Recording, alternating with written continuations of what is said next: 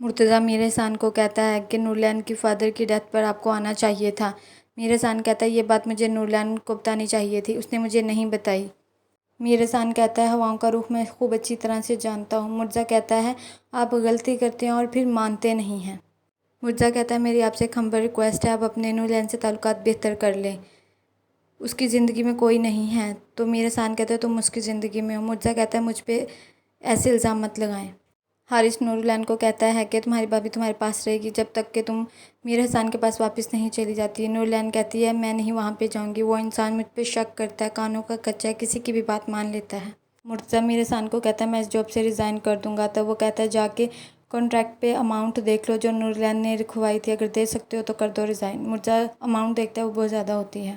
ردا حارث کو کہتی ہے جو میں دیکھ اور سمجھ رہی ہوں میں زبان پر نہیں لانا چاہتی، میری دعا ہے کہ یہ میر احسان اور نورلین ایک ہو جائیں دوبارہ۔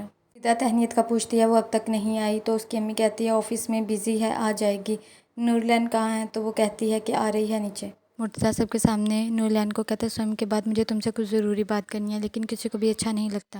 تہنیت کی امی سے کال کرتی ہے اور کہتی ہے تم بھائی ندیم کے گھر چلے جاؤ، وہاں پہ تمہاری کمی فیل ہو رہی ہے۔ مرتضیٰ نورلین کو کہتا ہے کہ تم نے اتنی ہیوی اماؤنٹ کیوں رکھوائی تھی؟ نورلین کہتی ہے اس لیے کہ تاکہ تمہاری جاب سیکیور ہو، تمہیں کوئی نکال نہ سکے، لیکن میں نے محبت کی ہے، مجھے باتیں سننی پڑتی ہیں، تانے سننے پڑتے ہیں، لیکن میں تمہیں کچھ نہیں کہوں گی۔ تہنیت مرتضیٰ کو کہتی ہے آپ اتنی جلدی جا رہے ہیں؟ مرتضیٰ کہتا ہے ہاں مجھے کچھ آفس کی ضرورت بات کرنی تھی، اب میں جا رہا ہوں، یہ کیسا سوال ہے؟ تہنیت نورلین کو کہتی ہے اب تمہارا کیا ارادہ ہے؟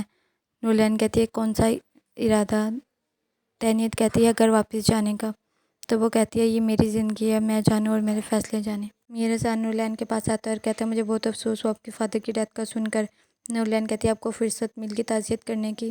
میر احسان نورلین کو واپس لے جانے آتا ہے۔ نورلین کہتی ہے میں آپ کی بیٹی کی کیئر ٹیکر اور قیدی بن کر نہیں جاؤں گی، میں نے آپ سے شادی اس لیے کی تھی کیونکہ مجھے پرواز پسند تھی۔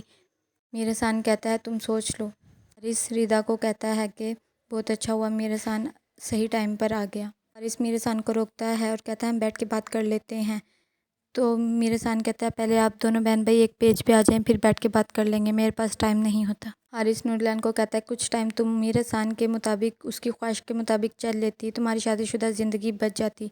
نورلین کہتی ہے میں کسی کی قیدی بن کر نہیں رہ سکتی، وہ میری عزت میں نہیں لینے آیا تھا، وہ میری بے عزتی کرنے آیا تھا۔